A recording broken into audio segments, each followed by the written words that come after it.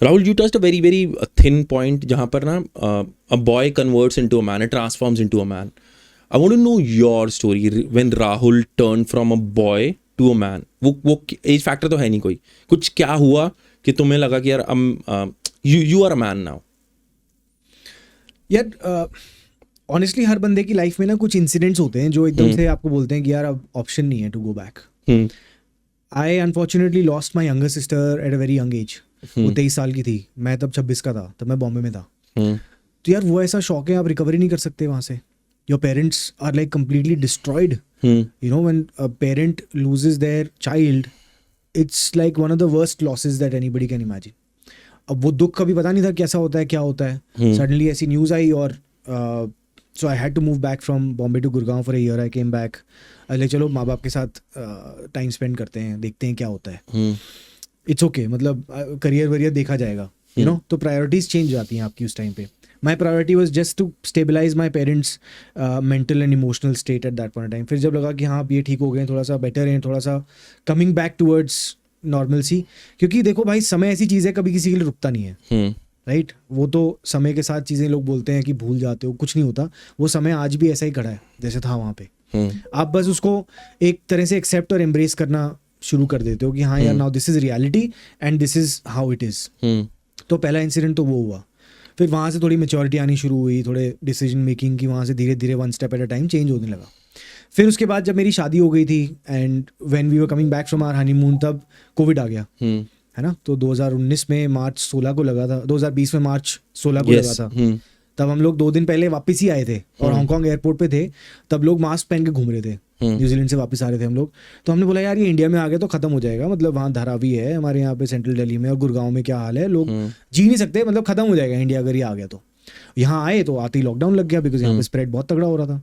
तो जब कोविड हुआ, जब बिजनेस, बिकॉज आपकी सैलरी बहुत ज़्यादा चीज़ें डिफाइन करती है, आपका लाइफस्टाइल वहीं से डिपेंडेंट होता है, सब चीज़ें. We were sitting on big fat cheques every month. अब वो बंद हो गया. 1-1.5 महीने में 70-80% सैलरी कट गई, क्योंकि कंपनी नहीं कमा रही तो आपको कहाँ से देगी. तो that was again a big realisation, waking up point की boss somebody else is pulling the strings for you. So that's when I said कि enough is enough, I have to do it myself. I will not let anybody else control my destiny beyond this point. चाहे मैं zero से शुरू कर रहा हूँ अब, मैं बट अपने लिए करूँगा, मैं दोबारा जाके किसी और का धंधा नहीं बनाऊंगा. फिर वहाँ से मैंने अपना शुरू करा, धीरे धीरे धीरे आज उससे ज़्यादा ही पैसे कमा लेता हूँ और कोई स्ट्रेस नहीं है लाइफ में. I control my time bro, that's the best thing. I know when I want to spend time with my wife, with my kid, with my parents.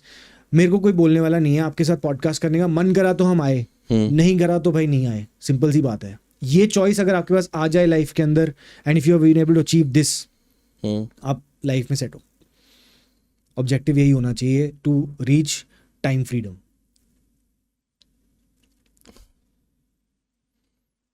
May I ask like what happened to your sister? यार उसको, वो gym में skipping कर रही थी, तो skipping करते हुए उसके पैर में आ गई मोच, और हम लोग रियलाइज़ नहीं करते, ब्लड क्लॉट्स बन जाते हैं. तो उसका पैर में ब्लड क्लॉट जो है उसके लंग्स तक ट्रैवल कर गया. And it is a 1 in a million case that this happens. Very rare. Very rare. क्या कर सकते हो आप?